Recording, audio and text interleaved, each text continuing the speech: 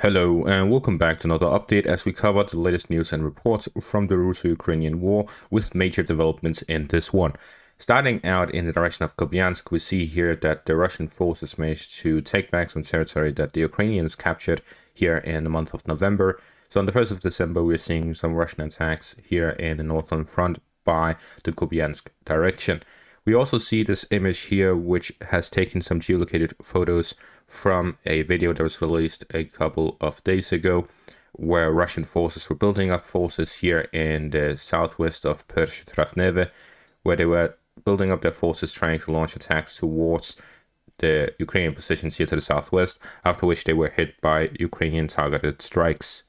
We then move further south in the direction of Avdiivka, where here in the northern front we see that the Russian forces managed to attack in the direction of Stepove and managed to advance through the railways.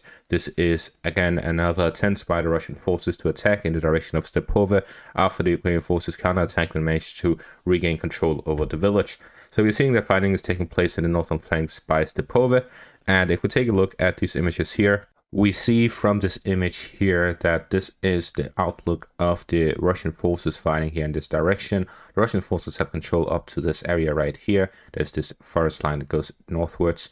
So fighting is taking place within this forest line by the Russian-Ukrainian forces on each their own end of it.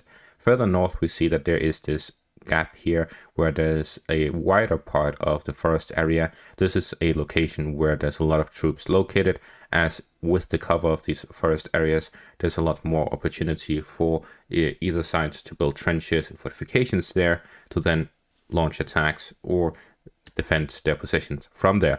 However, considering we're now in the start of December, all of the leaves are gone, which leaves much less cover than a couple of months ago, and this is likely why we see the Russian forces successfully pushing through the railways, because due to lack of cover, due to the falling of the leaves, it became much easier for the Russian forces to push through during the month of November.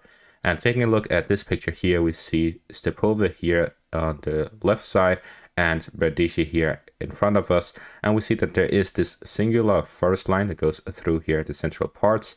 Other than that, there's not really that much cover. It's just open fields ahead of the villages, and the height elevation is barely visible due to how flat it is and how wide the field is.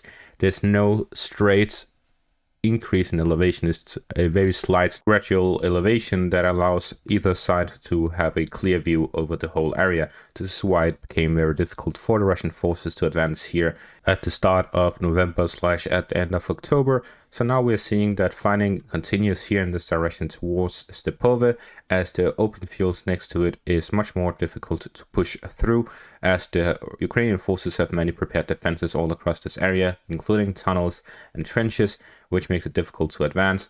The Stepove direction, there's at the very least some forest lines next to it, at the sides of it, as well as the buildings themselves, which allow for more cover, therefore making it easier to hold positions in the area rather than here by the fields.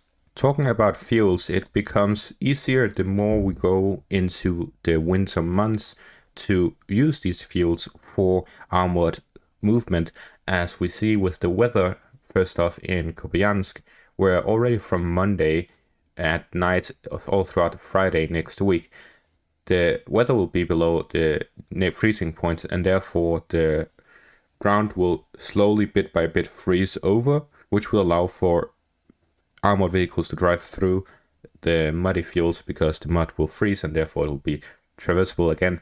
And same with Avdiivka already from Monday night. It will be constantly in the negatives all throughout Friday. If this trend continues for a week or two more beyond what we already see, then it is likely that the ground will freeze over and it will allow for armored vehicles to drive through the fields, and therefore we may see a restart of armored movements all throughout the northern front of Avdiivka in the direction of MARINKA, Kupiansk, and so on, including in the Zaporizhzhia front.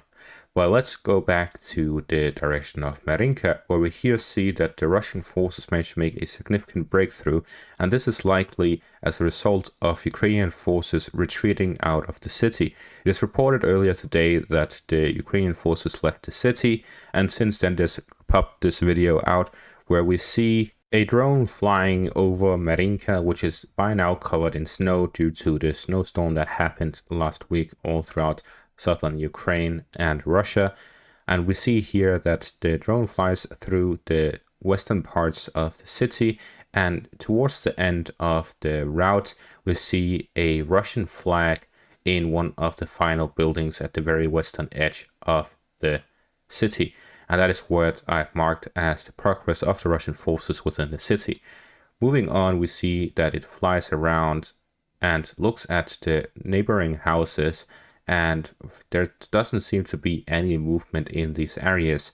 This could indicate either that only small amounts of soldiers are located within the city, or that the Ukrainian forces have completely left the city, and that is due to the fact that the drone is allowed to fly this far up to the front line, and that the flag is present indicates that Russian soldiers have already advanced to this point, which means that the Russian forces have managed to capture the western part of the city, and therefore it is likely that Marinka will fall within today. With the fall of Marinka being so close and so likely, we see that it is reasonable to say that the Russian next target would be Pobieda here to the south, after which there would be no Ukrainian positions except for the line of villages here in the central parts of the Donetsk region, as well as to the west of Marinka. Therefore, it is likely that the Russian forces will push towards Pobieda, try to capture it, and launch attacks towards Novomikhailivka from the north and the south, as well as westwards from Marinka, continuing the operations here in the direction. Marinka, although being a heavily fortified city, the fighting has taken place for almost 10 years now. Therefore, it is largely destroyed, as we saw in the video, leaving almost no defensible value within the city, and therefore the Russian and Ukrainian positions here are very weak. Despite the ongoing fighting, this is likely why the Ukrainian forces, after this long, decided to abandon the city.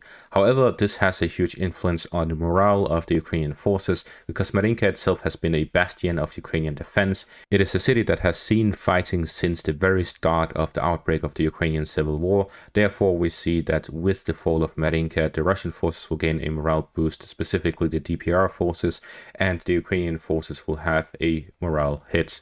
The Ukrainian forces have now changed their strategies, and this has been mentioned publicly by Zelensky, who says that the Ukrainian forces will now switch to the defense. After months of Zelensky pressing Zelensky to switch the strategy to defense, it has finally taken place. This is likely why we see that the only fighting that has really taken place is positional fighting by the Ukrainian forces to try and slow down or negate Russian advances through the last month of November. Therefore, we will unlikely see more fighting here in the Zaporizhzhia front unless the Russian forces start a counterattack after the end of the Ukrainian offensive, or we will most likely see the fighting continuing here by the direction of Donetsk itself, in the flanks of Avdiivka and the city of Marinka, as well as in the direction of Bakhmut and Kupiansk, where all of these will be focuses of the Russian forces to try and advance in these directions. We may even see fighting taking place in the direction of Uledar again. This is why I think it is very important to make a 3D analysis of the city, as it is clearly a target of the Russian forces. They want to gain control over Uledar, which will allow them to then pressure the Ukrainian possessions here in the south of the Donetsk region. Because in the end, Donetsk itself is a target for the Russian army. They have that as a war goal, taking control over the borders of the Donetsk region. Therefore, we will likely see offensive operations continue here in the Donetsk region all throughout 2024, as the Russian forces will try to gain full control over it. We will also likely see offensive operations in the direction of Zaporizhzhia, as with the annexation of the region by the Russian forces, they also have that as a goal to capture and gain control over the region. We'll also likely see a lot more fighting by the Kherson-Dnieper River area, as both sides will continue to assert their enemies' offensive capabilities to try and prevent the Russians, the Ukrainians, from crossing the Dnieper River and launching an attack there, and the Russians try to attract the Ukrainian forces defending this section of the front line to try and put some pressure, forcing the Ukrainians to relocate troops to this direction, which will weaken other parts of the front line. So we're seeing that fighting will continue all throughout the front line through 2024 and in the final months of 2023, where the Russian forces now definitely and clearly are on the offensive. And with that, we will end off this video. Thank you all for watching and have a great day.